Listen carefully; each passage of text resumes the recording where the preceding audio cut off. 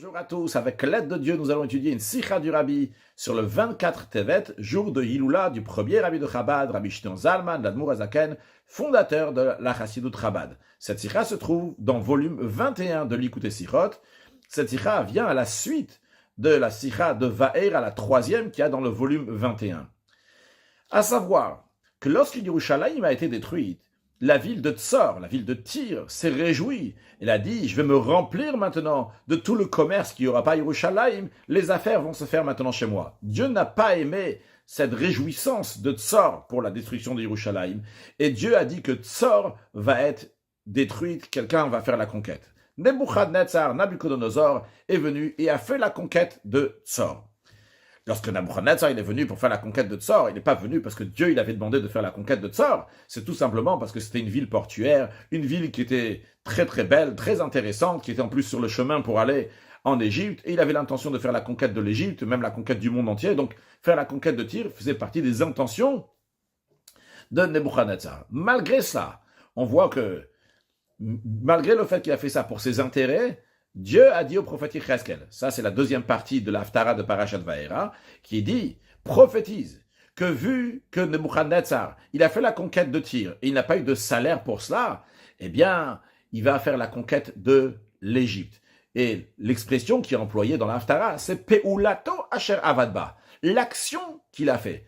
Le fait qu'il a fait une action qui a satisfait Dieu, eh bien, il mérite un salaire pour cela. D'où le Rabbi a expliqué que, évidemment, à Maas et Waïka, l'action c'est l'essentiel. Et lorsqu'on fait une action, eh bien à ce moment-là, on mérite quelque chose. C'est pas l'attention qui compte, c'est pas les sentiments, mais c'est l'action. Maintenant, dans cette sikha-là, qui commence avec Seif Yud Bet, donc suite à la sikha précédente, le Rabbi nous dit que basé sur ce qui a été dit avant, donc dans la sikha précédente, qu'on a fait un petit résumé oralement maintenant dans Seif Chet et Tet, dans la sikha précédente, qu'on a expliqué l'expression de Peulato Asher Avadba, l'action que Nebuchadnezzar il a fait. On a expliqué que la volonté de Dieu s'exprime pas tellement dans l'attention qu'il y a dans la mitzvah, mais dans l'action de la mitzvah. Eh bien, basé sur ça, on peut rajouter une allusion en ce qui concerne la Hiloula de l'Admour Hazaken, donc le 24e jour du mois de Tevet, qui tombe dans la majorité des années dans la paracha de Va'era. On peut en déduire quelque chose de la Haftara. Comment cela? L'Admour Hazaken a écrit le Tanya. Dans le Tanya, il y a 5 parties. C'est 3 parties que l'Admour Hazaken a écrit, donc l'Ikouté Amarim, Shara Yichud Va'emuna, et après Igaret HaTshuva. Après cela, nous avons Igaret HaKodesh et Kuntra Sacharon. Ce Igaret HaKodesh sont des lettres qui ont été prises donc, par les enfants de l'Admour Hazaken, comme il y a écrit donc, dans l'introduction, Rabbanim Shirch Yubne Agaon Amechaber, Zichron Olivacha Nishmato Eden. Et parmi ces lettres-là, il y a une lettre de consolation. Donc ça, c'est la lettre numéro 27, c'est Siman Kravzaïn. Et après, suite à cette lettre-là, il y a un biour, il y a aussi une explication sur cette lettre, qu'est-ce qu'elle veut dire. Qu'Admour Hazaken, il a écrit, à quelle occasion? Il a écrit sur la ptira, une fois après le décès de Rabbi Menachem Mendel de Horodok, qui était un élève donc, du Maggid de Mezrich, et qui n'était pas seulement un tzaddik, mais était quand même un nasi, un chef du peuple juif. Après le Maggid de Mezrich, c'est lui qui dirigeait, l'Admour Hazaken, donc était son chassid. Qu'est-ce qu'il y a écrit dans cette lettre-là et dans l'explication de cette lettre? Il est dit que même après le décès du tzaddik, eh bien, ses élèves continuent à recevoir une lumière. De quoi? Une lumière des actions du tzaddik, des enseignements du tzaddik, du service de Dieu du tzaddik, de tout ce qu'il a fait pendant sa vie. Et le Rabbi dit, on voit quelque chose d'incroyable. Dans cette lettre-là, l'Admour Hazaken, il prend l'expression de l'Haftara, de ce Shabbat-là, quand il dit Shavak Chayerucho, il a laissé sa vie. Et il dit, qu'est-ce qu'il a laissé? Peulato Asher Avadba, la même expression qui est employée dans le prophète Yecheskel, dans la deuxième partie de l'Haftara de Parashat Va'era, Peulato Asher Avadba, l'action qu'il a fait.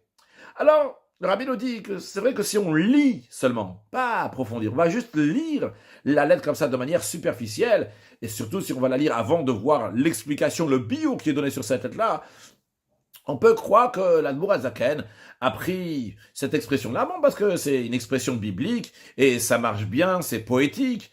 Comme on dit dans beaucoup de commentaires qu'on étudie le Nar, la Bible, on voit qu'il y a écrit, c'est le Yofi Amlitza, c'est pour faire beau, comme ça, Lachon Dof la Lachon, une expression qui marche avec l'autre expression, comme on retrouve dans beaucoup de commentaires. Mais le Rabbi dit, non, c'est pas comme ça dans la lettre de l'Admour Hazaken. Quand on va apprendre l'explication qu'il y a sur la lettre de Siman Kravzaïn, que l'Admour Azaken lui-même a écrit aussi cette explication-là. On va voir comment chacune de ces expressions-là est extrêmement précise et elle a toute une idée derrière. Alors, le rabbi demande, il dit, pourquoi l'Admour Azaken, il a pris spécialement cette expression-là, Peulat ou Asher Avadba, une expression qui est dite à propos de Nebuchadnezzar, le roi de Bavel. Et l'étonnement encore plus grand, parce que quand on voit le biur, l'explication, l'Admour Azaken ne parle plus de Peulato Asher Avadba, il ne parle plus maintenant de l'action du tzaddik.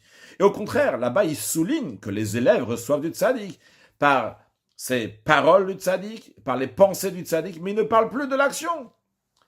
Pourquoi? Alors le rabbi nous dit, basé sur ce qu'on a expliqué avant, que l'expression de Peulato de l'action fait allusion à la particularité de l'action du côté de la Gdusha, donc de la sainteté, eh bien, il faut dire que c'est la raison pour laquelle que dans cette lettre-là, il prend l'expression de Peulato Asher Avadba, et ça c'est uniquement dans la lettre, et non pas dans l'explication de la lettre, parce que ça c'est un sujet essentiel dans le travail du tzaddik, le Peulato Asher Avadba, l'action qu'il a fait.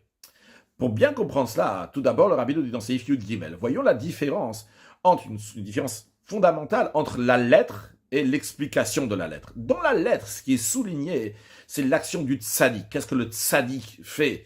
Shabbat Chaim lechol chai, laisser la vie à tous ceux qui sont restés vivants, c'est-à-dire il continue à donner de la vie, même après son décès, dans le service de Dieu, dans chacun, en fonction de l'attachement que chacun il a envers le tzaddik. De même, dans le sujet du monde, il y a écrit les tzaddikai magin alma, que les tzaddikim, les pieux, ils protègent le monde. Ça, c'est ce qui parle dans la lettre elle-même.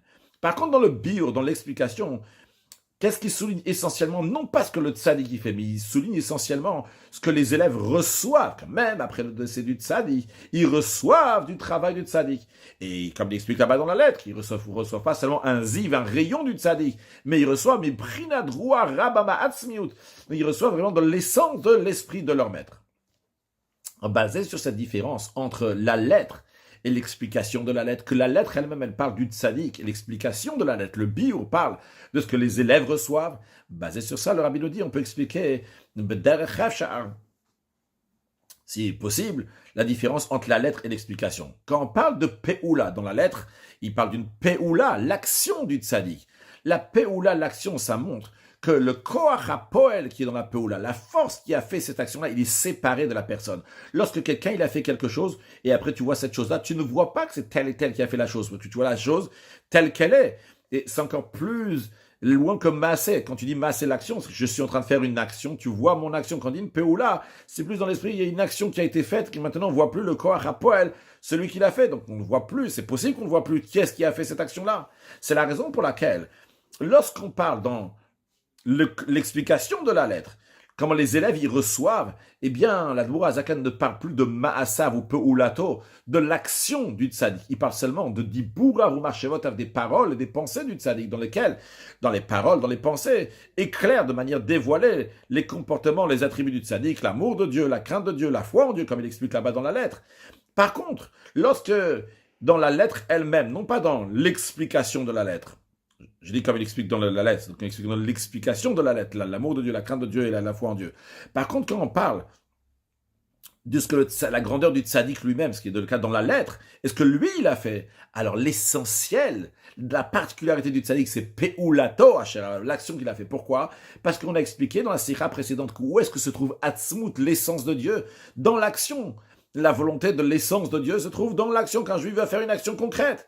Alors, l'essentiel du tzaddik, le etzem, l'essence du tzaddik, quand est-ce qu'il s'exprime? Pas tellement dans des sujets dans lesquels on voit son travail, ses pensées ou ses paroles, mais dans ses actions, les actions qui sont à l'extérieur de lui. Parce que où est-ce que s'exprime l'atzmut, l'essence de Dieu, s'exprime dans l'action?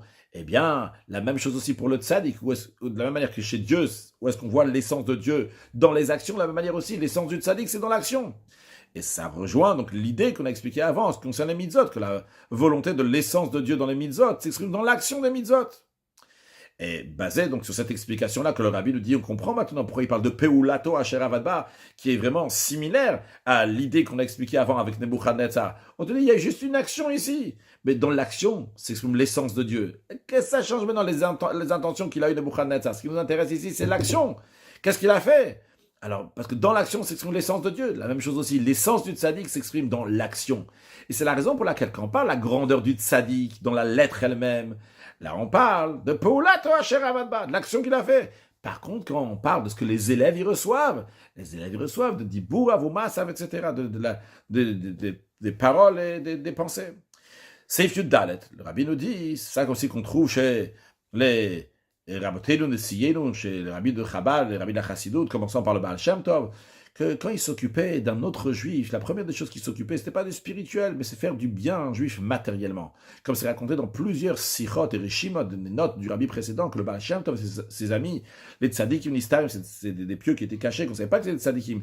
Ils tournaient, ils allaient d'un endroit à l'autre entre les juifs, pour voir comment ils peuvent les aider matériellement. Et après seulement, ils s'occupaient aussi de les aider spirituellement.